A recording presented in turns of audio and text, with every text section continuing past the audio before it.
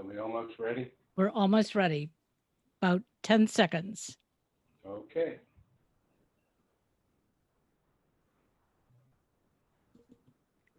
Good morning. This is Karen with NewClevelandRadio.net.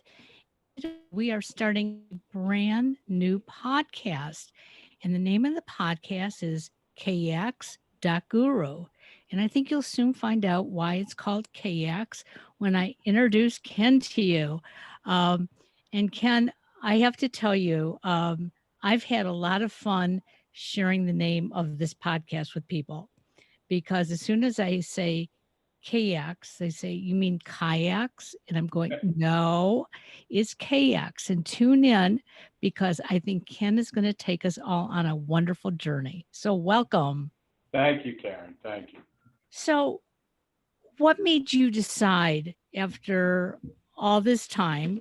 And when I say all this time, you've been a vagabond, you've been a drifter, you've been a scholar in college, you've written some books, you've been a therapist, and now you've decided to do a podcast. Why a podcast? Well, it was an interesting journey. Once I retired, I was a family therapist for almost 50 years. Had my own private practice. Um, at a time when I was director in a mental health center, I had graduate students from Columbia and from Yeshiva and from Hunter University. So I was used to teaching, supervising, doing live therapy sessions with people watching through a one-way mirror. I was out there putting out whatever it is I knew on time. Once I retired, that's what I missed. I missed the teaching. I missed the supervising. I missed being able to share what I had. So what happened is I thought maybe I could go back to institutes or workshops and, do 20, 25 people at a time. And then I thought, no, I need something a wider venue. So I wrote a book. I wrote Searching for It, 50 Years of Conversations with the Road Warrior Therapist, figuring I could reach a wider population with the book. So being my timing was once again a little bit off, I wrote a book during the pandemic. So Well, you know what? try to sell a book now. Yeah. Well, you know what? I think you probably will sell the book because there are so many of us sitting around trying Right. to figure out what should we do. Right, but they And- got to know it's there. yeah. I mean, when I Well, wrote the first one, which was 6 years ago, I had a signing at Barnes and Noble, and so then you get good coverage. It was in New York City. It was a normal kind of book sale. sure. You had an audience, you had people. The Barnes and Noble promoted it. It did well. Now it's like you can't go into a crowd anywhere. So hello, podcasts. Hello, the virtual world. Well, aren't we all watching podcasts every day now? And that seems to be our method of mass communication. Well, and it is. The And if, hell out of emails, right. And if you've watched TV at all, you'll see a lot of the TV programs are actually using Skype and Zoom. Yeah. And I hate to say it, but I think this is the way it's going to go forward. A lot of it. Well, especially in the Right. workplace. People that use a computer at work don't need to go to work to use their computer. Exactly. It's going to change the financial industry for sure. But there are a lot of businesses now that can do virtual meetings and a lot of travel and all that. So it's going to be different. So the podcast to me just fits in.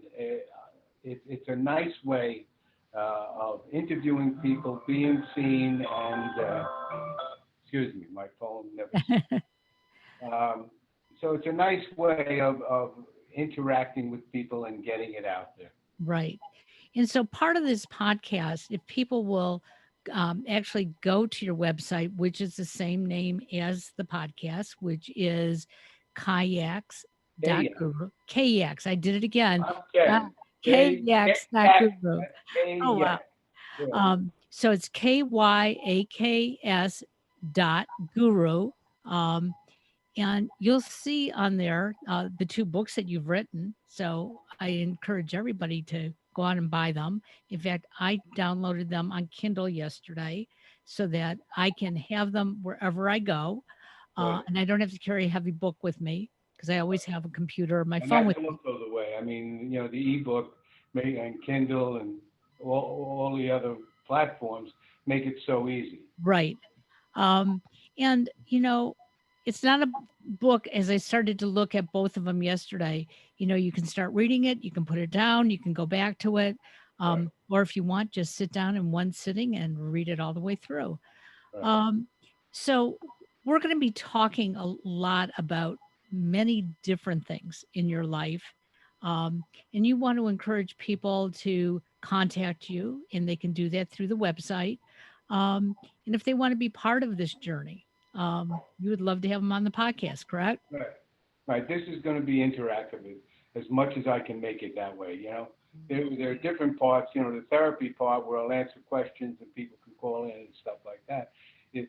That's one thing. But then it's sharing the trips, sharing the road stories. So Right. I'm a storyteller from my old Greenwich Village days.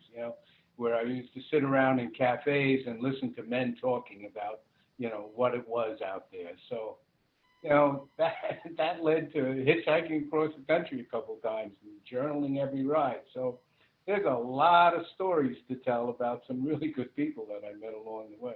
So one of the things that I've learned about you in the last couple weeks, when you were a teenager, probably right out of high school, you started traveling. You went out on your own, and as I called a vagabond back in those days, because I have an older brother who basically did the same thing.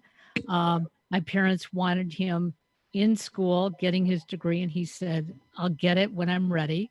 Right. Um, but you did a lot of traveling as a young person. Do you think today's young people can do the same thing like you did? Impossible. It's impossible. For lots of reasons. One, the world has changed.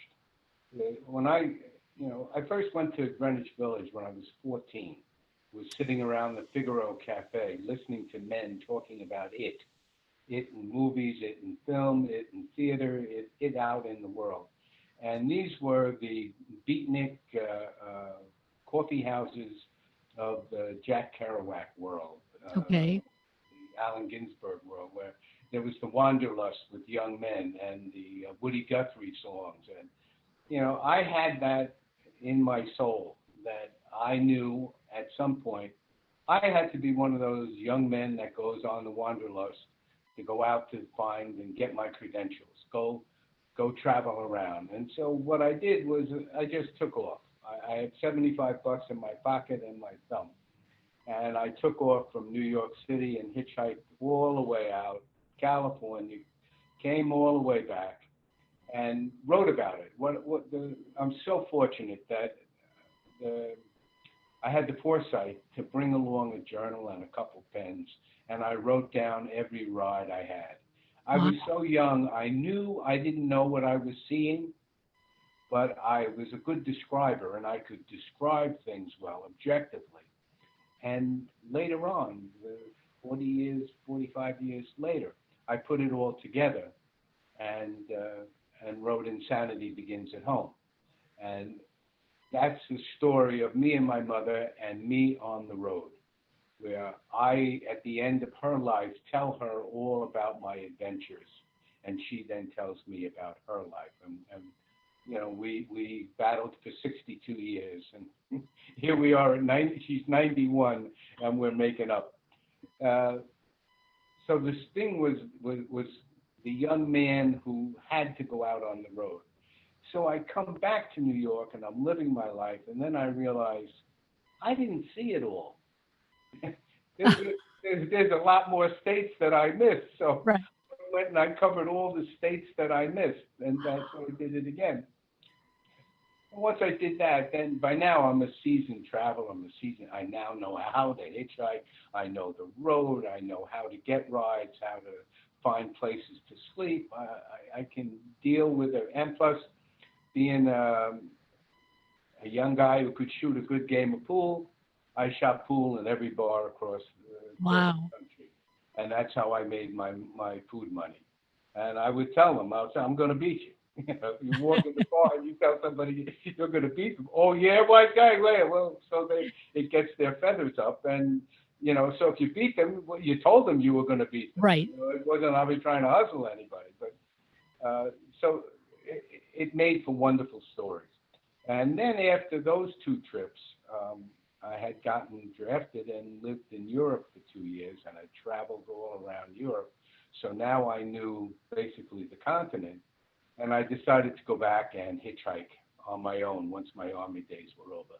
So I flew to Lisbon, hitchhiked down into Spain to the southern coast, went through the southern coast of France, then Italy, and wound up in Morocco, hitchhiking from Casablanca to Marrakesh. So, my hitchhiking credentials are pretty serious. So, Sounds like it. yeah, so when I came back, those were all the stories that I had to tell. And now I'd like to tell some of them to people, to augment the book and have people who have similar stories. I mean, the idea for the second book was every day you have the potential in any one conversation to change your life. Life can change with one conversation. And I got a good story about that when you're ready for Well, it. that's good. As I'm listening to you and thinking about it, um, you know, you and I grew up in approximately the same era, and back then, in the late 50s, 60s, even though our parents wouldn't have wanted us to hitchhike, it was much safer. Um, we didn't have the fears that we have today. Today, you know, we have to look around to see who is that person in that car, Yeah. and Well, and listen, back in those days, the crazy people were in the hospitals. aha, okay, And they were put away. Not to say that they shouldn't have been out, but this was pre-medication time. So when people acted crazy on the streets, they got sent in front of the judge, and the judge sent them to the loony bins, and so the loony bins locked them up. But now we're all modern, and so now we have medication, and they let people out, and they don't take their medicine. And so you have a lot of crazy people. You have a lot of poor people that can't afford anything, but being out on the street makes you crazy. So all of those people are now mixed in with the young, innocent hitchhiker. And who's right, going to pick them up? You drive your car, you're going to pick somebody up today. It's no, just a different mentality. absolutely, So I'm so fortunate that I was born when I was born, so that by the late 50s, when the beatnik era was turning into the music era of the 60s, the roads opened up, and there was a lot of people on the roads traveling. right, Take put a flower in your hair and go to San Francisco. That there's a lot of people doing that. absolutely. Um, I remember in the late '60s, my brother had finished college and he got in his brand new used Volkswagen Bug at the Right. time, and he was packed to the gills. And he drove cross country. He talks about the fact that he picked up, like you said, the flower children, if Yeah. somebody had a flower in their hair. Yeah. Um, and he got all the way to San Francisco and he thought to himself, I'm safe. This is perfect. And he parked on a main street while he went in someplace to eat, and he came out and there was nothing left of his stuff in his car. Sure. And he said that was the first time that he experienced that the world had changed because, you know, Right. he had grown up safe and sound and figured it was okay, went across country safe and sound and gets to his Yeah. destination. So for those young people listening to us, you may not want to hitchhike across the country. Um, so You have talk if you did it today, you'd have to be super. You'd have to know every ride well before you got in the car. right, I mean, there's no such thing as going along the highway and putting your thumb out. You have to meet people in diners. You have to meet them in gas stations. You have to meet them in cafes. You have to meet them where they stop and sit down and talk to them and know where you're going to be let off. Somebody decides, oh well, let's go here, and then you're supposed to go there, and they let you out. you're in a world of hurt. Right. The one thing I did find the difference between Europe and the United States is Europe is used to travel.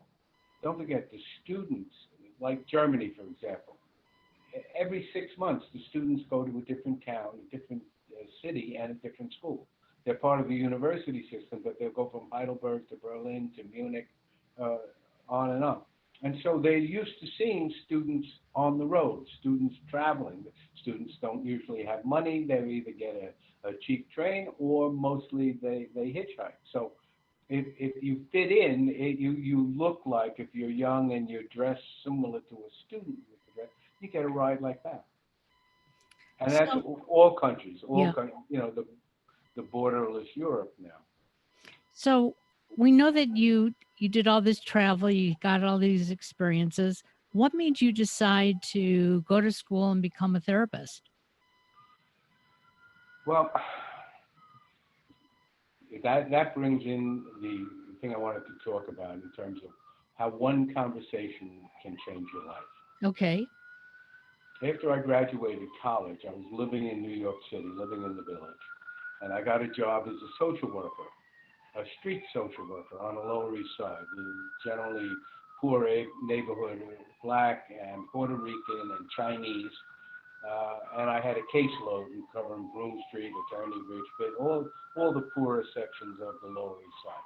So I had this great social work job, and I was making a few bucks for the first time in my life. Well, it was 1966, and Vietnam was going wild. I had been anti-Vietnam, was doing the teach-ins when I was in college to say, don't get involved in a land war in Asia.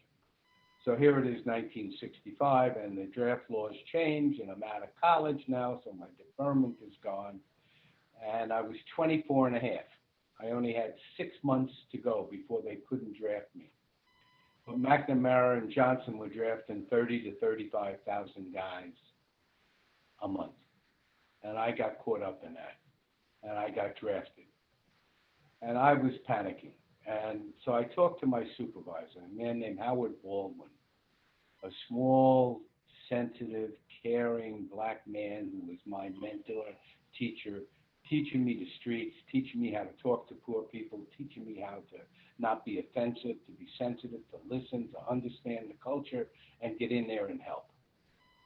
And I told him I just got drafted. And, the choices were go to Canada or, potentially go get killed. So he said to me, Ludmer, do you know there's social work in the Army? No, I never heard of this. He said, yeah, if you ever get the opportunity, tell them that you have a degree in psychology and that you're a social worker. Okay, boom, that goes into the head. I get drafted, I go to Newark, do the whole, they give you the shots, cut your hair, blah, blah, blah. Put me in a room of 500 guys, 500. In my troop, I was 24 and a half and the only college graduate. The rest of these were teenagers, 19, maybe 20, single kids. I felt like the old man in the crowd. So we're in a room, 500 guys. I don't know the difference between a sergeant and a colonel. I don't know anything about the military. Guy turns out to be an E9, the highest enlisted rank you can have. He comes out in front of the group and he says to the entire group, does anybody here have a driver's license? Now, back of my head, don't volunteer for anything. I've been told if you volunteer in the Right. Army, you're going to get screwed. So I don't volunteer. Everybody puts up their hand. He picks out 50 guys. He says to them, all right, you trainees, fall in outside, pick up those wheelbarrows, drive them up the hill, and pick up everything that doesn't grow there. Wow. So, okay, let's see. So the Army's got a sense of humor. All right, I didn't know that. He goes away. 20 minutes later, he comes back and he says, does anybody have a degree in psychology and can prove it? And I'm thinking, they probably want a lab rat. They probably want somebody to do experiments on. And then Baldwin. If you ever hear about social work in the Army or psychology, raise your hand. Put my hand up. You got a degree in psychology, trainee? Can you prove it? Yes, sir. Don't call me sir. I'm a sergeant. I work for a living. He takes me to the back room. He hands me a book. Now, this story I have told my whole life, and I have never found anyone else who can tell this story. When you are drafted in the Army, they tell you where you go and what your job is. They give you the tests, then they slot you. This man puts his big, giant book in front of me, turns it around, and he says, read down this list and tell me what you can do. This book was called the MOS, the Military Occupational Specialty Book. It's the code that the Army uses to tell you your job in the Army. So I'm reading administrative caseworker, social caseworker, blah, blah, blah, blah. I come down and it says psychiatric social worker. So I said, well, I got a degree in psychology, and I worked as a social worker. So I just put them together. So I said, Sergeant, I can do this, psychiatric social work. He has a 3x5 card. He writes on the card 91H. He circles it in red. He says, you'll hear from us. Okay? So now I go through basic training. It's 1966. They got 100-degree weather going on. I lose 40 pounds in basic training. Wow. It's now the end of basic training, and we're going to get our new assignments. I'm wondering, when am I ever going to hear from these people? So they put us out in the rain at 10 o'clock at night, and they start with Alpha Company, Beta Company, Charlie Company, Delta Company. They read out everybody's name. 101 infantry on the bus. 101 infantry on the bus. Every single person, 101 infantry on the bus. I'm in Victor Company. We're going through the alphabet. It's now 1:45 in the morning. We're still out in the rain waiting for orders. And I see a private walking up to the podium. And in his hand is a 3x5 card. He hands it to the sergeant with the most indifferent aplomb. He says, is there a Private Ludmer still here? I can't believe I'm hearing it. And next thing he says, come on, that's you. I raised my hand again. He says, trainee, you're not with this group. Fall back in the barracks. You'll be reassigned in the morning. Every single other person left. The only person to stay was me. I went into the barracks soaking wet, took off my helmet, took off my poncho, laid on a cot without a mattress, and went to sleep. Woke up in the morning, and there's a whole new troop, bunch of guys in there, blah, blah, blah, blah. They don't have my name. Who are you? What are you from? I just said, I was told to fall here. I'm supposed to be a social worker at the Army hospital. They told me I was going to be the social worker. At Fort Dix, I was going to stay at Fort Dix. So I waited half a day. Finally, they catch up with me at noon, and they say, that job's been taken. Oh, my God. Oh, my God. He said, but you're being reassigned. You're a 91H. You're going to Fort Devens, Massachusetts. Okay. So you have 5 days. I go back to New York City. I party for 4 days. Now I drive my car up to Fort Devens, Massachusetts. It's outside of Boston. To an outpatient psychiatric clinic. I have 2 psychiatrists as my boss. I'm being trained as a psychiatric social worker. I'm being able to do mental health exams, mental status exams, etc., doing some minor therapy with young kids, etc., etc. Having a ball. Coming into New York. I work 9 to 5, Monday to Friday. I'm going back to New York for one weekend to see my girlfriend. The next weekend, she's coming up to Boston. I'm having this wonderful world. The summer passes, and I get called into the office, and he said, Ludmer, you're being reassigned. I said, oh, no, here comes Vietnam again. You're going to Heidelberg, Germany. You got 5 days. Report to McGuire Air Force Base. Really? I'm going to Germany. Yeah. I'm not going to the war. I'm going to Germany.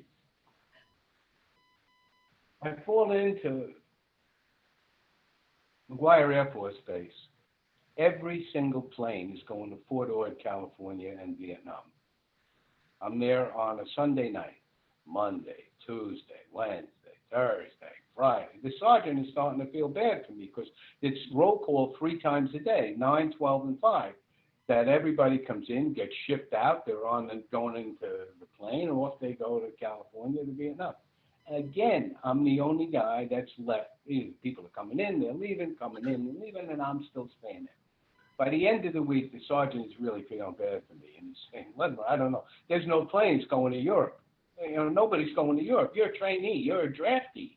You don't go to Europe. You got to sign up for 3 years to go to Europe. I don't know how the hell you ever got this, but I'll see what I can do. By Sunday, he says to me, we got your flight, but you're flying civilian. We're going to send you on a bus up to Kennedy. I get up there, and where is it? It's Lufthansa. I'm now sitting up in the front eating steak and champagne on a plane going to Frankfurt, Germany. Somebody will meet you. It's my orders. That's all they said. Somebody will meet you. I'm in uniform. I got my stuff with me, 1 bag. That's what I got. Get out of the airplane on Monday morning in Frankfurt. I stand in the middle of the airport. I don't know where to go, where this guy's going to meet me. It's a huge airport. Have you ever been to Frankfurt? It's like Kennedy. I just stand there under the clock. And sure enough, here comes a guy in a military uniform. And he's got a piece of paper, and he says, you're Ludmer, right? Yes, sir. Follow me. Follow him to the train station. He buys me 2 tickets. He says, you got to change at Mannheim. You get off the train in Mannheim, look up for the thing, find the track number, give them this ticket, get off in Heidelberg. Somebody will meet you in Heidelberg. Well, here I am in Germany now. I speak no words of German. I'm on my own on this beautiful train ride along the Neckar River, along the Rhine. It's beautiful. Finally, I switch in Mannheim, no problem. I get to Heidelberg. Here's this fairy tale town from the 16th century. It wasn't bombed in either war. It was pristine. Oh, I come out of the train station. Now I'm standing there again, waiting for somebody to show up. I don't know where to go, what to do. And the chief comes up, and he looks at me, and he says, you're one lucky son of a bitch. That's the first thing he said to me. You're one lucky son of a bitch. I said, why is that? He said, you're replacing me, and this is the greatest job known to man. You're at Army Headquarters Hospital for Europe, the biggest hospital in Europe. They got generals up here. The food is fantastic. They got colonels picking up cigarettes around here. He said, it's incredible. I said, wow. He said, yeah, but we're not going in now. He said, we're going downtown. Takes me downtown, and while we're having cafes, we're sitting there. Turns out it's the greatest job. I work in the psych clinic. I'm working in the outpatient clinic. They're now really training me. My boss is Alan Zhang, Jong, Erica Zhang's husband. Whoa. He's a Chinese psychiatrist. So Erica used to be Erica Mann, and I knew her because we had a mutual friend from New York. I didn't know she married and she was in Germany. Yeah, I mean, she's a New York City Jew. She doesn't want to go to Germany. And so here she is, and so now she and I are hanging out together, and down we're going to cafes and stuff. And she says I'm writing books and blah blah blah, encouraged me to write them. Anyway, I really love the job. So I'm on the job 1 week, and they call me into the office, and they're saying, listen, there's another part of this job. It's out in Mannheim at the stockade. You're going to be the social worker in the Army prison. You're going to do mental health exams on all the prisoners. And then when John comes out to see them at the end of the week, you'll compare notes and whatever. Here's a pass, because you have to have a pass to leave the hospital, leave Heidelberg to go to Mannheim. It's a 24-hour pass. You can use it all the time. Nobody else has a 24-hour pass, but I do. He says you can take a Jeep or you can use your own car. I got my own car. So now I'm going out to Mannheim. I get to Mannheim. I report to the commanding officer. I give him my paper, and he says to me, will you need a bunk? So me being me with my citywide experience, I said, this guy doesn't know if I have another place to live. No, I don't need another bunk. I live in Heidelberg. So Heidelberg thinks I'm out in Mannheim. Mannheim thinks I'm in Heidelberg. I got an apartment. So now I'm living like a civilian. I have an apartment in Heidelberg. I go to work 3 days a week in Heidelberg and 1 day a week in Mannheim. I have Fridays off. Where am I on Fridays? I'm in Paris. I'm in Amsterdam, Oh, Berlin. I'm going all over. Where are my vacations? I'm going to the south of France. I'm going to the Cannes Film Festival. I'm going to Berlin, to the Berlin Jazz Festival. I'm hanging out with the hippies in Amsterdam, taking vacations with the Soho Beatle crazy crowd. This is 66 to 68, right? It's all Sergeant Pepper. right. So I have this tremendous time. But me being me, I really learned my work. John was a great psychiatrist. His cohort, his buddy, is Henry Edwards. He's a black man, major doctor, psychiatrist, who did the psyche vow on Cali, the guy from My Lai that killed all the people in the Right. He did his psyche vow. These are top of the line guys. So they're training me, and I'm really picking up what I have to do. Out at the prison, I work in C Wing, which means you got to go through 6 locked doors. Military protocol, there's never 2 doors open at the same time. They open up one door, they buzz you in, they close that door, they open up the next one, they buzz you in, and this is my protocol. I go in there. So I'm doing regular psyche vows on all these guys, and I'm getting pretty good because Jung would come out and we'd compare notes. When we first did them, the notes were like this. After a while, the notes were like this. I could do what he could do in terms of mental status exam. But my real forte was I got to work with the guys in D block. Now, everybody is along the ground level, but Okay. down in the basement is D level. These are solitary cells for murderers, killers, et cetera, et cetera. I get permission to get them out of their cells and have group therapy downtown by the janitor's door. We put some chairs. And these guys loved it. They were able to get out of their cells and see one another for the first time. Well, they thought I was the greatest thing since cream cheese because I got them to laugh. I got them to talk. We have perspective. These were guys who were going to go back. Most of them were going to do life at Fort Leavenworth. They weren't killers, but they had killed. They were young guys, got into a bar fight. Guy falls down, hits his head and dies. You killed him. So you have to pay the man. So I had all this experience. By the end of the 2 years, the Army writes me an accommodation medal. They said for the work that I had done. I come back to the United States. Now I got to get a job. So I go over to Beth Israel Psychiatry on 17th Street, Beth Israel Hospital, and I get a job. They hire me. You need to have a master's. I don't have a master's. I have a bachelor's. But I got this certificate from the Army saying I can do all this stuff. Right. They talk to me, and I say, yeah. I've worked psych emergency service. I can do it. So he said, yeah, okay, fine. They hadn't hired me yet. They took me down to the emergency room. And the 2 psychiatrists were with me. They told me to interview the next patient who comes in. I interviewed them, wrote them up on everything like that. They hired me.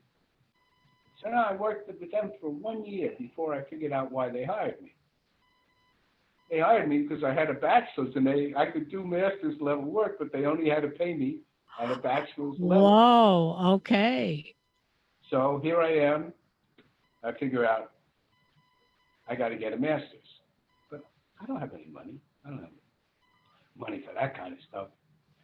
So I get an interview at Columbia. Now, Columbia is basically the #1 social work school in the country. They've been known forever. All the professors are the ones who wrote the books. So I have what they call as a hard interview, where I go to them and I say, I was a social worker on the streets in New York, got drafted, did my 2 years. Here's what they said about me. Came back, Beth Israel hired me in a master's level job, but I can't make any advancement until I get a master's. I absolutely, if I want to stay in this work that I love, I need a master's. But my problem is I don't have any money. So Columbia gives me a free scholarship. I did my master's at Columbia for free. After I got done with my master's, now I'm gold. Every job I look at, my history and resume like that, I get hired in a psychiatric outpatient clinic. The medical director is now chairman of the American Group Psychotherapy Association. So he puts me in there. I'm starting to do group therapy. I'm doing instructive stuff. I'm working in their institutes. I'm moving up the ladder. He gets a job as the mental health director of a community mental health center at a new community mental health center hospitals. I'm out of grad school 2 years. He hires me as the chief social worker, and I now develop an inpatient unit, an outpatient unit, a day hospital. I'm the head of psych emergency and community service, a 5-wing program. Go through about 6 years being the director with all this stuff, and then I figure out what I really want to do is family therapy. So I do an externship in Philadelphia at the Philadelphia Child Guidance Clinic with Salvador Minucci. So I got credentials up to kazoo now, and blah, blah, blah, blah, blah, blah, blah. I come back. I now institute a family therapy program where I'm doing live teaching with cameras and like what they do there, one-way mirror and all this stuff. Then I finally leave and I have a practice in family therapy, my own office in Westfield, New Jersey, for 40 years, while I teach at yeshiva and I teach other places. So if you ask me, why did I become a social worker? Because Baldwin told me that there was social work in the Army. I And love it. connect all the dots, how everything just went on a straight line from that day. So, what I've learned from this story is that if we open ourselves up to conversation, there are so many things that we can accomplish in our life. But when you sit there and you say, as I'm listening to you, okay, if I wanted to sit here and say, oh, yeah, that just happened to him and he's embellishing it, I'm not going to learn anything. But I have learned something. I need to keep my ears open. You need to, and you have to be able to know when to take the risk. Right. You know, you really have to know when you have to.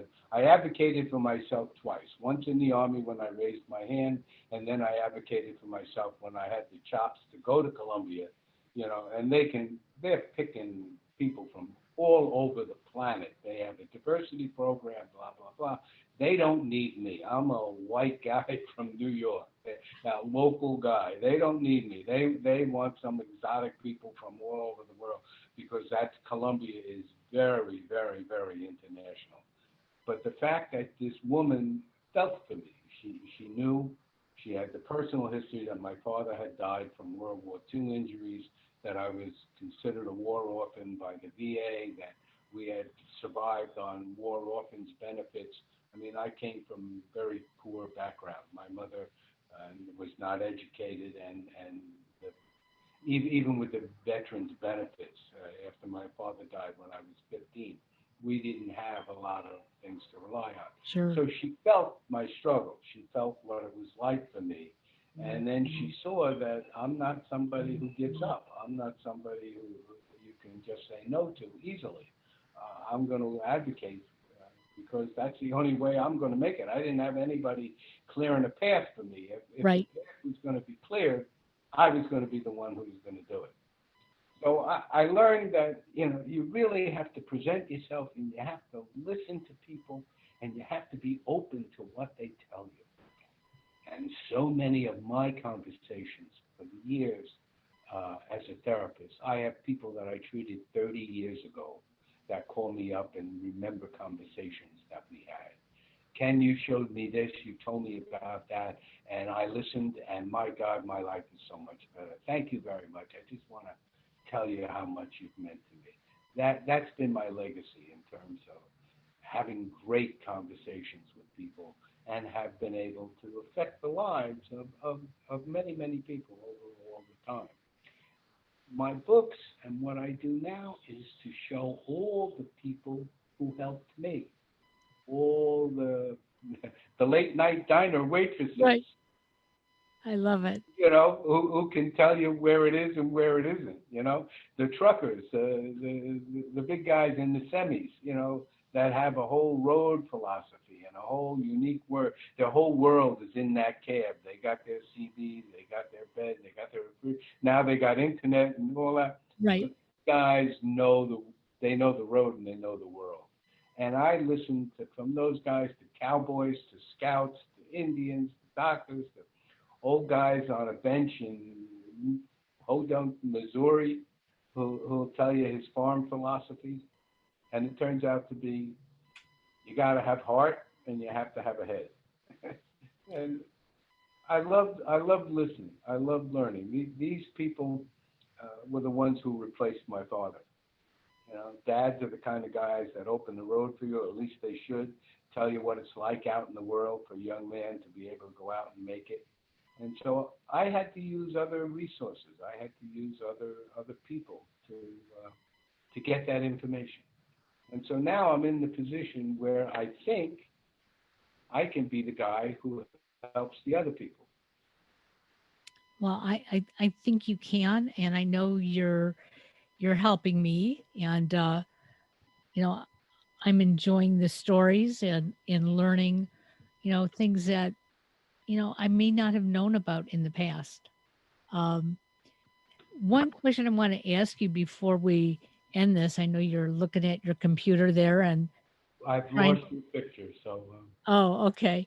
Um, you mentioned that you and your mother, um, it sounds like you had a strained relationship growing up, but yet you and your mother were able to come together as she got older, obviously as you got older, and you made your amends before she passed away.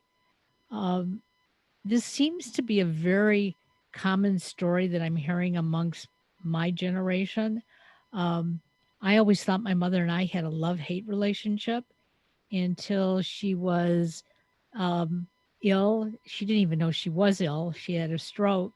And I went and lived with her for 2.5 months, and we became best friends. I'm very lucky about it. But what do you say to somebody who's young now today and, is battling against their parents? Um, how can they look forward to reconnecting? Is there a way? I can't speak for other people in terms of what their relationship is and how abusive it was or how bad it was, etc. But mine went through many, many cycles where there were times in my life where I had to get away from her. My mother was a toxic narcissist. She was a perfectionist. She was a tough old German who you couldn't please no matter what you tried to do. And we were close when we were young, when I was young, and she taught me baseball. Oh, We okay. would watch baseball together. And over the years, I just couldn't take it. And I went to therapy 4 different times to deal with her.